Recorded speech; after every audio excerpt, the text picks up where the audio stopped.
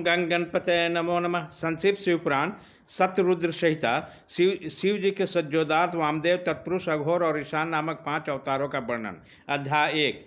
वंदे महानंद मनंत लीलम महेश्वरम सर्व विभुम महांतम गौरी प्रियम कार्तिक बिंदराज्य समुद्भवम शंकर मदि देवम। जो परमानंद हैं, जिनकी लीलाएं अनंत हैं, जो ईश्वर के भी ईश्वर, सर्वव्यापक, महान, गौरी के प्रीतम तथा स्वामी कार्तिक और विद्यनाथ गणेश को उत्पन्न करने वाले उन आदिदेव शंकर को मैं वंदना करता हूँ। शौनक जी ने कहा, महाभाग सूत जी, आप तो पुराणकर्ता व्यास जी के शिष्य तथा ज्ञान और दया के निधि हैं। अतः अब आप शंभु के उन अवतारों का वर्णन कीजिए जिनके द्वारा उन्होंने सत्पुरुषों का कल्याण किया है। सूत जी बोले, शौनक जी, आप तो मननशील व्यक्ति हैं, अतः मैं आपसे शिव जी के उन अवतारों का वर्णन करूंगा। आप अपने इंद्रियों को बस में लगाकर सद्भक्ति पूर्वक मन लगाकर श्रवण कीजिए। मुने, पूर्व काल में सनत कुमार जी ने जो नंदीश्वर से जो सत्पुरुषों की गति तथा शिव स्वरूप है यही प्रश्न किया था। उस समय नंदीश्वर ने शिव जी का स्मरण करते हुए यूँ उत्तर दिया। नंदीश्वर ने कहा, मुने, ये तो सर्वव्यापी सर्वेश्वर शिव के कल्प कल्पांतर में असंख्य अवतार हुए हैं, तथापि इस समय मैं अपनी बुद्धि के अनुसार उसमें से कुछ का वर्णन करूंगा। 19वां कल्प, जो श्वेत लोहित नाम से विख्यात है, उनमें शिव जी का सज्जोजात नामक अवतार हुआ था। वह उनका प्रथम अवतार कहलाता है। उस कल्प में जब ब्रह्मा परम ब्रह्म का ध्यान कर रहे थे, उसी समय एक श्वेत और लोहित वर्ण वाला शिखाधारी कुमार उत्पन्न हुआ। यह देखकर ब्रह्मा जी ने मन ही मन विचार किया। जब उन्हें यह ज्ञात हो गया कि यह पुरुष ब्रह्म रूपी परमेश्वर है, तब उन्होंने अंजलि बांधकर उनकी वंदना की। फिर उस भुवनेश्वर ब्रह्मा को पता लग गया कि यह सज्जोजात कुमार शिव ही हैं। तब उन्हें महान हर्ष हुआ। वो अपनी सद्बुद्धि से बारंबार उस परम ब्रह्म का चिंतन करने लगे। ब्रह्मा जी ध्यान ही कर रहे थे कि वहाँ श्वेत वर्ण वाले 4 यशस्वी कुमार प्रकट हुए। वे परमोत्कृष्ट ज्ञान संपन्न तथा परम ब्रह्म के स्वरूप थे। उसके नाम थे सुनंद, नंदन, विश्वनंद और उपनंदन। ये सबके सब महात्मा थे और ब्रह्मा जी के शिष्य हो गए। इससे वह ब्रह्मलोक व्याप्त हो गया। तदंतर सज्जोजात रूप में प्रकट हुए परमेश्वर शिव ने परम प्रसन्न होकर ब्रह्मा जी को ज्ञान तथा सृष्टि रचना की शक्ति प्रदान की। यह सज्जोजात नामक पहला अवतार हुआ। तदंतर रक्त नाम से प्रसिद्ध 20वां कल्प आया। उस कल्प में ब्रह्मा जी ने रक्तवर्ण का शरीर धारण किया। जिस समय ब्रह्मा जी पुत्र की कामना से ध्यान कर रहे थे, उसी समय एक पुत्र प्रकट हुआ। उसके शरीर पर लाल रंग की माला और लाल ही वस्त्र शोभा पा रही थी। उसके नेत्र भी लाल थे और आभूषण भी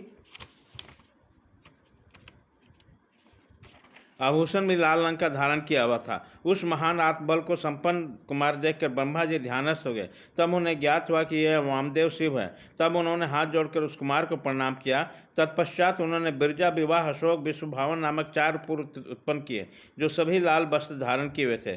तब वामदेव रूपधारी परमेश्वर शंभु ने परम प्रसन्न होकर ब्रह्मा जी को ज्ञान तथा सृष्टि रचना की शक्ति प्रदान की। यह वामदेव नामक दूसरा अवतार था। इसके बाद 21वां कल्प आया, जो पीतवासा नाम से कहा जाता है। उस कल्प में महाभाग ब्रह्मा पीत वस्त्रधारी हुए। जब वह पुत्र की कामना से ध्यान कर रहे थे, उसी समय उसने एक महातेजस्वी कुमार उत्पन्न हुआ। उस प्रौढ़ कुमार की भुजाएं विशाल थे।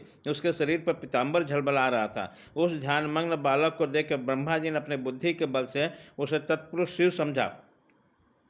तब उन्होंने ध्यान युक्त चित्त से संपूर्ण लोकों द्वारा नमस्कृत महादेव सांकृतिक गायत्री तत्पुरुष विद्महे महादेव धीमहि का जप करके उन्हें नमस्कार किया। इससे महादेव जी प्रसन्न हो गए।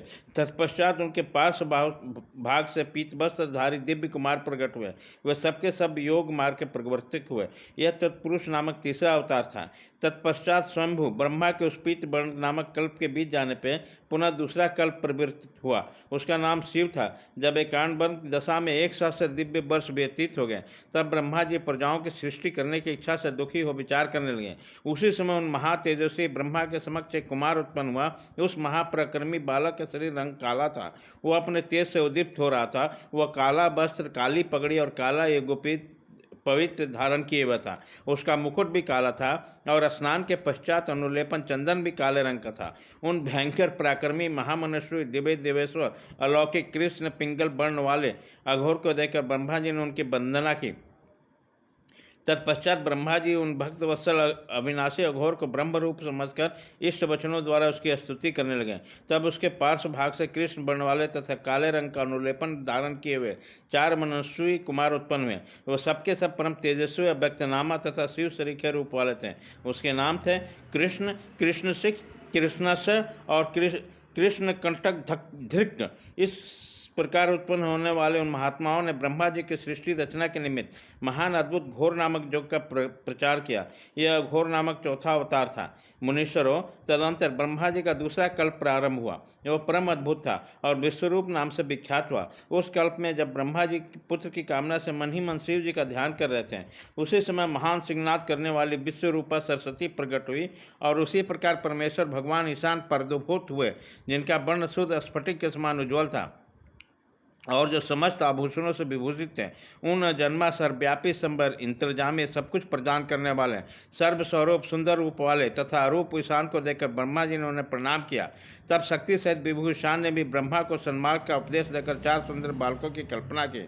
उन उत्पन्न हुए शिशुओं का नाम था जटी, मुंडी, शिखंडी और अर्धमुन। वे योगानुसार सद्धर्म का पालन करते हुए योग गति को प्राप्त हो गए। वह ईशान नामक 5वां अवतार था। सर्वज्ञ सनत कुमार जी, इस प्रकार मैंने जगत की हित कामना से सज्जोजात आदि अवतारों का प्रकट संक्षेप में वर्णन किया है।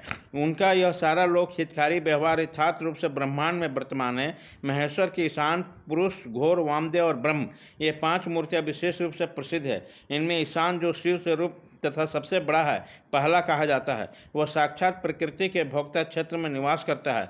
शिव जी का दूसरा स्वरूप तत्पुरुष नाम से ख्यात है। वो गुणों के आश्रय रूप तथा भोग्य सर्वस्व में अधिष्ठित है। पिनाकधारी शिव का जो अघोर नामक तीसरा स्वरूप है, वो धर्म के लिए अंग सहित बुद्धि तत्व का विस्तार करके अंदर विराजमान आता था। वामदेव नाम वाला शंकर का चौथा स्वरूप अहंकार का अधिष्ठान है। वह सदा अनेकों प्रकार का कार्य करता रहता है। विचारशील बुद्धिमानों का कथन है कि शंकर का ईशान संज्ञक स्वरूप सदा करण, वाणी और सर्वव्यापी आकाश का अधीश्वर है तथा महेश्वर का पुरुष नामक रूप, त्वक, पनी और स्पर्श गुण विशिष्ट नामक वायु का स्वामी है। मनीषी का नघोर नाम वाले रूप को शरीर, रस, रूप और अग्नि को अधिष्ठान बताते हैं। शंकर जी को वामदेव संज्ञक स्वरूप रसना, वायु, रस और जल का स्वामी कहा जाता है। प्राण, उपदस्त, गंध और पृथ्वी के ईश्वर शिव जी का सज्जोदात नामक रूप बताया गया।